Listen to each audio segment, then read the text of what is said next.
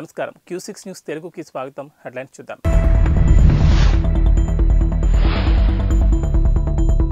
నేడు రాప్తాడుకు వైసీపీ అధినేత రాప్తాడులో సిద్ధం సభ ఏర్పాట్లు పూర్తి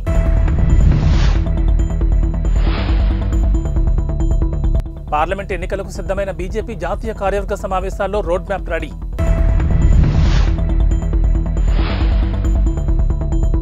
వనదేవతల జాతరకు పోటెత్తుతున్న భక్తులు ప్రత్యేక బస్సులు స్పెషల్ ట్రైన్స్ సౌకర్యం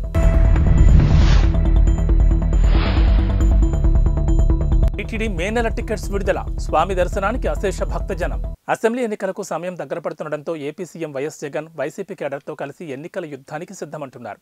ఇప్పటికే భీమిలి దెందులూరులో నిర్వహించిన సిద్ధం సభలకు వైసీపీ కార్యకర్తలు లక్షలాదిగా తరలివచ్చారు. ఇవాళ ఉమ్మడి అనంతపురం జిల్లాలోని రాప్తాడులో సిద్ధం సభకు రంగం సిద్ధమైంది. భీమిలి దెందులూరు సభలకు మించి రాప్తాడు సభకు కార్యకర్తలు పోటెత్తారని వైసీపీ అంచనా వేస్తోంది. రాయలసీమలోని ఉమ్మడి అనంతపురం, చిత్తూరు, కర్నూలు, కడప జిల్లాల్లోని 52 అసెంబ్లీ నియోజకవర్గాల నుంచి లక్షలాదిగా తరలివచ్చే వైసీపీ కార్యకర్తలను ఉద్దేశించి సీఎం జగన్ ప్రసంగిస్తారు. జరగబోయే ఎన్నికల సంగ్రామానికి కేడర్ను సంసిద్ధం చేయడంతో పాటు వారికి దిశానిర్దేశం చేయనున్నారు. భీమిలి దెందులూరు సభలకు భిన్నంగా రాప్తాడు సభ ఉండబోతుందంటున్నారు. ఈ సభలో ఎన్నికల హామీలకు సంబంధించి సీఎం జగన్ కీలక ప్రకటన చేసే అవకాశం ఉందంటున్నారు. జగన్ కొత్త ఎన్నికల హామీలు ఇవ్వబోతున్నారని చెబుతున్నారు. రైతు రుణమాఫీ లాంటివి ప్రకటించే అవకాశం ఉందని రాజకీయ వర్గాల్లో జోరుగా చర్చ జరుగుతోంది. ఇక వైసీపీ ఎన్నికల మేనిఫెస్టోను కూడా రాప్తాడు సభలో విడుదల చేయనున్నారని సమాచారం. ఈ ఎన్నికల మేనిఫెస్టోలో జగన్ ఎలాంటి హామీలు, వరాలు ప్రకటిస్తారా అని రాజకీయ వర్గాలతో పాటు ఏపీ జనం కూడా ఆసక్తిగా ఎదురుచూస్తున్నారు. యాక్సెంట్లో మార్పు రావాలి, వెస్టర్న్ కంట్రీస్లో ఏ రకంగా మాట్లాడగలుగుతారో ఆ రకమైన ఈస్తో మనము కూడా మాట్లాడగలిగే పరిస్థితి ఉండాలి, అర్థం చేసుకునే పరిస్థితి ఉండాలి. ఎడ్యుకేషన్ కూడా ఆ స్టాండర్డ్కు వెళ్తే తప్పనిచ్చి భవిష్యత్తు మారదు. లోక్సభ ఎన్నికల వేళ తెలంగాణలో పొత్తులపై కేంద్ర మంత్రి, తెలంగాణ బీజేపీ అధ్యక్షుడు కిషన్ రెడ్డి స్పష్టత ఇచ్చారు. రాష్ట్రంలో ఎట్టి పరిస్థితుల్లోనూ ఏ పార్టీతోనూ పొత్తులు పెట్టుకోబోమని తెలిపారు. తమ పార్టీ ఒంటరిగానే పోటీ చేస్తుందని చెప్పారు. రాష్ట్రంలోని 17 సీట్లలో బీజేపీ స్వతంత్రంగా బరిలో నిలుస్తుందని అన్నారు. బీఆర్ఎస్ను మునిగిపోయే నావగా ఆయన అభివర్ణించారు. బీఆర్ఎస్ కుటుంబ అవినీతి తెలంగాణను దోచుకున్న పార్టీ అని అన్నారు. అటువంటి పార్టీతో పొత్తుల ప్రసక్తే లేదని కుండబద్దలు కొట్టారు. సూర్యుడు పడమర దిక్కును ఉదయించడం అనేది ఎంత అవాస్తవమో అలాగే బీఆర్ఎస్తో బీజేపీ పొత్తు పెట్టుకుంటుందన్నది అంతే అవాస్తవమని చెప్పారు. తెలంగాణలో బీఆర్ఎస్తోనే కాకుండా మరి ఏ ఇతర పార్టీతోనూ పొత్తు ప్రసక్తే లేదని పునరుద్ఘాటించారు. ముఖ్య అతిథి బీజేపీ రాష్ట్ర అధ్యక్షుడు గౌరవ కేంద్ర మంత్రులు శ్రీ గంగపల్లి కిషోర్ గారు వచ్చారు.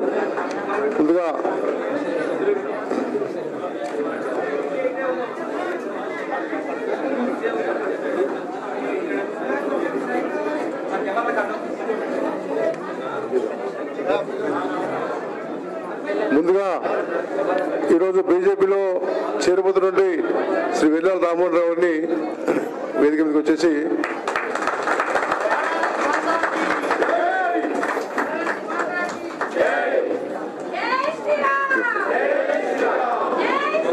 ములుగు జిల్లాలోని మేడారం సమ్మక్క సారలమ్మ మహాజాతర దగ్గర పడడంతో ముందస్తుగా మొక్కులు చెల్లించుకునేందుకు భక్తులు భారీగా తరలివస్తున్నారు. శనివారం వనదేవతల దర్శనానికి పోటెత్తారు. ముందుగా జంపన్న వాగులో పుణ్యస్నానాలు ఆచరించి కళ్యాణ కట్ట వద్ద తలనీలాలు ఇచ్చారు. ఎత్తు బంగారంతో క్యూలైన్లలో గద్దెల వద్దకు చేరుకుని వనదేవతలకు సారే బెల్లం సమర్పించారు. ప్రభుత్వ సలహాదారు హర్కర వేణుగోపాలరావు వనదేవతలు దర్శించుకున్నారు. ఎత్తు బెల్లం సారే సమర్పించి మొక్కులు చెల్లించుకున్నారు. ఆలయ సంప్రదాయం ప్రకారం ఎండోమెంట్ అధికారులు ఆయనకు స్వాగతం పలికి పట్టు వస్త్రాలు సమర్పించారు. భక్తుల తాకిడి ఎక్కువగా ఉండడంతో అధికారులు జంపన్న వాగులోని ట్యాప్లన్నింటికీ నీటి సప్లై ఇచ్చారు. జిల్లా పంచాయతీ అధికారి వెంకయ్య ఆధ్వర్యంలో పారిశుద్ధ్య పనులు నిరంతరం కొనసాగుతున్నాయి. ఎండోమెంట్ అధికారులు భక్తుల కోసం క్యూలైన్లలో చలువ పందులు ఏర్పాటు చేశారు. మేడారం జాతర నేపథ్యంలో ఆర్టీసీ అధికారులు ఆదివారం నుంచి స్పెషల్ బస్సులు అందుబాటులో ఉంచుతున్నారు. హనుమకొండ, జనగామ డిపోల్లో ప్రత్యేకంగా బస్ స్టాపులు ఏర్పాటు చేశారు. వరంగల్ రైల్వే స్టేషన్ ఎదురుగా ఉన్న న్యూ బస్ స్టేషన్ నుంచి మేడారానికి 430 స్పెషల్ సర్వీసులు నడుపుతున్నట్లు హనుమకొండ ఆర్టీసీ వెల్లడించింది. మేడారం జాతరకు 6000 ప్రత్యేక బస్సులు తెలంగాణ ఆర్టీసీ నడుపుతోంది. అటు కేంద్ర ప్రభుత్వం మేడారం జాతర కోసం 30 ప్రత్యేక రైళ్ల సదుపాయం కల్పించింది. మేడారాన్ని మొత్తం 8 జోన్లుగా అధికారులు విభజించి పారిశుద్ధ్య కార్యక్రమాలు నిర్వహిస్తున్నారు.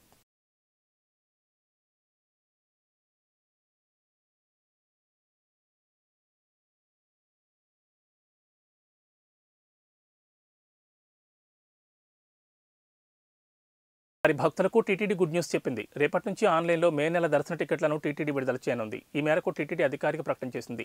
రేపు ఉదయం 10 గంటల నుంచి ఈ నెల 21 ఉదయం 10 గంటలకు ఆర్జిత సేవలకు లక్కీ టిప్ విధానంలో పొందడానికి రిజిస్ట్రేషన్ చేయించుకోవాలని టీటీడీ వెల్లడించింది. ఇక 21న మధ్యాహ్నం 12 గంటల నుంచి 23 వరకు మధ్యాహ్నం 12 గంటల వరకు లక్కీ టిప్ విధానంలో టికెట్లు పొందిన భక్తులు వాటిని ఆన్లైన్ విధానంలో పేమెంట్ చేసి టికెట్లు పొందేందుకు గడువు ఉంటుందన్నారు.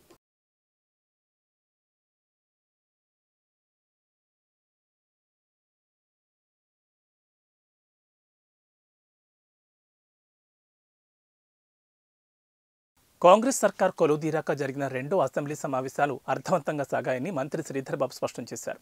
2 కీలక తీర్మానాలతో పాటు చాలా అంశాలపై ప్రజలకు స్పష్టత ఇచ్చామని పేర్కొన్నారు.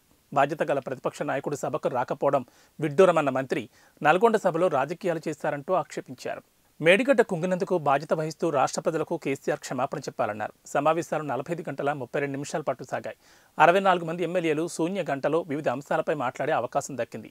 2 తీర్మానాలు, 3 బిల్లులు, ఒక అంశంపై స్వల్పకాలిక చర్చ జరిగింది. సమావేశాల్లో సుదీర్ఘంగా కాళేశ్వరం ప్రాజెక్టు, మేడిగడ్డ కుంగుబాటు, గత ప్రభుత్వ హయాంలో అవినీతి, అక్రమాలు, కృష్ణా జలాల వాటాలు, రాష్ట్రానికి జరిగిన అన్యాయం, కులగణన తీర్మానం వంటి అంశాలపై సభలో సుదీర్ఘంగా చర్చించారు. మండలి 11 గంటల పాటు నడిచింది.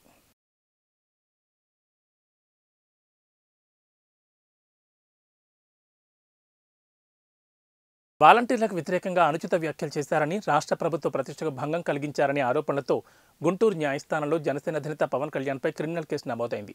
ఈ మేరకు రాష్ట్ర ప్రభుత్వం దాఖలు చేసిన పిటిషన్ను కోర్టు విచారణకు స్వీకరించింది. ఐపీసీ సెక్షన్ 499, 500 కింద పవన్పై క్రిమినల్ కేసు నమోదు చేశారు. కేసు విచారణను 4వ అదనపు జిల్లా కోర్టుకు బదిలీ చేస్తూ జిల్లా ప్రధాన కోర్టు నిర్ణయం తీసుకుంది. కాగా ఈ కేసులో పవన్ కళ్యాణ్ మార్చి 25న విచారణకు హాజరు కావాలంటూ 4వ అదనపు జిల్లా కోర్టు న్యాయమూర్తి శరత్ బాబు నోటీసులు జారీ చేశారు. గత ఏడాది జూలై 9న ఏలూరులో వారాహయాత్రలో పవన్ కళ్యాణ్ చేసిన వ్యాఖ్యలపై ప్రభుత్వం ఈ కేసు పెట్టింది. వాలంటీర్లపై పవన్ కళ్యాణ్ చేసిన అనుచిత వ్యాఖ్యలు పత్రికలు, ప్రసార మాధ్యమాల్లో ప్రసారమయ్యాయని ప్రభుత్వం ఆ పిటిషన్లో పేర్కొంది. పవన్ వ్యాఖ్యలు వాలంటీర్ల మనోధైర్యాన్ని దెబ్బతీయడమే కాకుండా ప్రభుత్వంపైన బురద జల్లేలా ఉన్నాయని ప్రభుత్వం అభ్యంతరం తెలిపింది. పవన్పై చర్యలు తీసుకోవాలని ఫిర్యాదులో కోరింది. తాడికొండ మండలం కంతెరు చెందిన వాలంటీర్ బి పవన్ కుమార్తో పాటు కొందరు వాలంటీర్లు ఇచ్చిన వాంగ్మూలం ఆధారంగా పవన్పై కేసు దాఖలు చేస్తున్నట్లు పబ్లిక్ ప్రాసిక్యూటర్ ఫిర్యాదులో తెలిపారు. కాగా పవన్ కళ్యాణ్పై చర్యలు చేపట్టేందుకు గత ఏడాది జూలై 20న రాష్ట్ర ప్రభుత్వం నోటీసులు ఇచ్చింది. కాగా గత ఏడాది జూలై 9న ఏలూరులో వారాహయాత్రలో వాలంటీర్ల వ్యవస్థ ద్వారా ప్రతి కుటుంబంలో ప్రతి ఒక్కరి సమాచారం సేకరిస్తున్నారని, ఒంటరి మహిళలను కనిపెట్టి కొందరు సంఘ విద్రోహ శక్తుల ద్వారా వలపని కిడ్నాప్ చేస్తున్నారని పవన్ ఆరోపించారు. ఈ వ్యవహారంలో కొంతమంది వైసీపీ పెద్దల పాత్ర ఉందని కేంద్ర నిఘా వర్గాలు తనకు చెప్పాయని పవన్ తెలిపారు. దీంతో ప్రభుత్వ ప్రతిష్టకు భంగం కలుగుతుందని కేసు ఫైల్ చేశారు. కొద్ది కాలం క్రితం విధ్వంసం రచయిత ఢిల్లీలో బీజేపీ జాతీయ సమావేశాలు ప్రారంభమయ్యాయి. ఈ సందర్భంగా ఈసారి తెలంగాణలో అధికారంలోకి వస్తామన్నారు బీజేపీ జాతీయ అధ్యక్షులు జేపీ నడ్డా. కొన్నిసార్లు ఓటమిలో కూడా గెలుపుంటుందని, తెలంగాణలో ఆ మేరకు విజయం సాధించామని ఆయన అన్నారు. గతంలో తెలంగాణలో బీజేపీకి 1 శాసనసభ్యుడే ఉన్నారు. బీజేపీ ఓటు శాతం అప్పుడు 7.1% కాగా ఇప్పుడు ఇది రెట్టింపై 14% పెరిగి 8 మంది శాసనసభ్యులు గెలుపొందారన్నారు. తెలంగాణలో ఈసారి వదిలిపెట్టేది లేదని, తెలంగాణలో కూడా ఈసారి ప్రభుత్వం ఏర్పాటు చేస్తామన్నారు జేపీ నడ్డా. అందుకు సన్నద్ధమవుతున్నామని, మోడీ నాయకత్వానికి ప్రజలు మద్దతు ఇవ్వడం వల్లనే అన్ని రాష్ట్రాల్లో ఇంతటి గొప్ప ఫలితాలు రావడానికి కారణమన్నారు జేపీ నడ్డా. प्रदेश के हमारे गृह मंत्री, स्टेट होम मिनिस्टर भाई हर्ष सांघवी जी, हमारे संसद में मेरे साथी और महामंत्री. పార్లమెంట్ ఎన్నికల నేపథ్యంలో తెలంగాణలో అధికారుల బదిలీల ప్రక్రియ కొనసాగుతోంది. ఇప్పటికే ఐఏఎస్, ఐపీఎస్లతో పాటు వివిధ శాఖల్లోని పలువురు అధికారులను ట్రాన్స్ఫర్ చేయగా తాజాగా పోలీస్ డిపార్ట్మెంట్లో మరోసారి పెద్ద ఎత్తున బదిలీలు జరిగాయి. రాష్ట్ర వ్యాప్తంగా ఇవాళ 62 మంది డీఎస్పీలను ప్రభుత్వం బదిలీ చేసింది. డీజీ ఆఫీసులో వెయిటింగ్లో ఉన్న డీఎస్పీలందరికీ ప్రభుత్వం పోస్టింగ్ ఇచ్చింది. తాజా బదిలీలతో తెలంగాణలో ఇప్పటివరకు 300 మంది డీఎస్పీలు ట్రాన్స్ఫర్ అయ్యారు. డీఎస్పీలతో పాటుగా హైదరాబాద్ పలువురు ఏసీపీలను సైతం బదిలీ చేసింది. ఈ మేరకు హోంశాఖ కార్యదర్శి ఉత్తర్వులు జారీ చేశారు. రేవంత్ సర్కార్ సంచలన నిర్ణయాలు తీసుకుంటోంది. రాష్ట్రంలో కాంగ్రెస్ ప్రభుత్వం వచ్చినప్పటి నుంచి రూల్స్ అన్ని మారిపోతున్నాయి. ఇక హైదరాబాద్ ట్రాఫిక్ పై రేవంత్ రెడ్డి ప్రత్యేక దృష్టి సారించారు. ఇందుకోసం అవసరమైతే ట్రాఫిక్ రూల్స్ మార్చేందుకు కూడా వెనుకాడొద్దని ప్రభుత్వం నుంచి సంబంధిత అధికారులకు స్పష్టమైన ఆదేశాలు అందాయి. దీంతో హైదరాబాద్ సిపి, ట్రాఫిక్ అధికారులు రంగంలోకి దిగారు. కీలక ఉత్తర్వులు జారీ చేశారని, ట్రాఫిక్ నిబంధనలు పాటించుకుంటే కఠిన చర్యలు తీసుకుంటామని హెచ్చరించారు. ఇక నుంచి నిరంతర ట్రాఫిక్ నియంత్రణ చర్యలు చేపడతామన్నారు. ట్రాఫిక్ నిబంధనలు పాటించిన, పార్కింగ్ను ఆక్రమించిన వారిపై చర్యలు తీసుకుంటామని హెచ్చరించారు. నిబంధనలు పాటించుకుంటే చలాన్ జారీ చేసి జరిమానాలు వసూలు చేస్తామని హెచ్చరించారు. నిబంధనలు ఉల్లంఘిస్తే ఎవరిని వదిలిపెట్టరు. గూడ్స్ వాహనాలతో రద్దీ పెరుగుతుందని, నిర్ణీత సమయంలో మాత్రమే నగరం లోపలికి రావాలని సూచించారు. ఇతర సమయాల్లో వస్తే చలాన్లు జారీ చేస్తామని హెచ్చరించారు. ట్రాఫిక్పై కొత్త నిబంధనలు తీసుకురాబోతున్నామని, హైదరాబాద్ ట్రాఫిక్ లెస్ సిటీగా మారుతుందని చెప్పారు.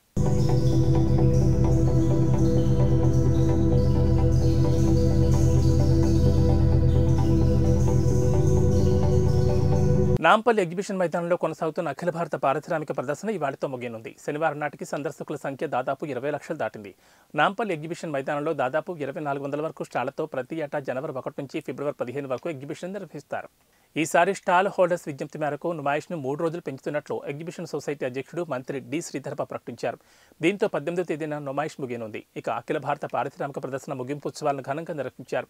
నుమాయిష్కు సహకరించిన అధికారులు, స్టాల్స్ నిర్వాహకులు, ఎగ్జిబిషన్ సొసైటీ ఆధ్వర్యంలో కొనసాగుతున్న విద్యా సంస్థల్లో ఉత్తమ ప్రతిభ కనబరిచిన విద్యార్థులకు గోల్డ్ మెడల్, ప్రశంసా పత్రాలు, బహుమతులను ప్రదానం చేశారు.